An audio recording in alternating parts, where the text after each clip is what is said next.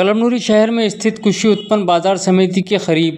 Hingoli Nanded road पर नई खोली गई शराब की दुकान के विरुद्ध तिरुपति नगर व परिसर की महिलाओं व परिसर वासियों ने शिकायत दर्ज कर नई खोली गई देसी शराब की दुकान बंद करने की मांग की थी, जिसके चलते शनिवार 15 जून को राज्य उत्पादन शुल्क के अधिकारियों व कर्मचारियों ने कलमनुरी पहुंचकर देसी शराब की दुकान व परिसर का जायज़ा लिया व शिकायतकर्ताओं से बातचीत करते हुए पंचनामा किया व प्रशासनिक स्तर पर जांच कर कार्रवाई का भरोसा दिलाया। इस समय राज्य उत्पादन शुल्क हिंगोली निरीक्षक मोहन मातकर, दुय्यम निरीक्षक K L Kambade, D B Rathod, P W Waghmare के साथ शिकायतकर्ता विनोद बांगर, स्वाति बांगर, शकुंतला देवीदास थोरात, गजानन कराड़े महाराज, काशीनाथ बांगर, देवीदास थोरात के साथ तिरुपति नगर व परिसरवासी बड़ी संख्या में उपस्थित थे।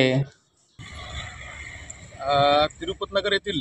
जे आजूबाजूला जे हे ते देशी दारूचं दुकान उघडलेलं आहे त्याच्या संदर्भात आम्ही पाठपुरावा करून निवेदन दिलं, तर निवेदनाच्या उद्देशाने आणि त्याची कारवाई म्हणून आज राज्य उत्पादन शुल्काचे अधिकारी इथं येऊन त्यांनी आज समक्ष आमच्यासमोर पंचनामा केला आणि पंचनाम्यावर जे दाखवलेलं आहे की इथं जे देशी दारूचं दुकान आहे, आमच्या सर्वांचं म्हणणं आहे की हे देशी दारूचं दुकान इथून हटवण्यात यावे। इथं तुमच्या माहिती आजूबाजूला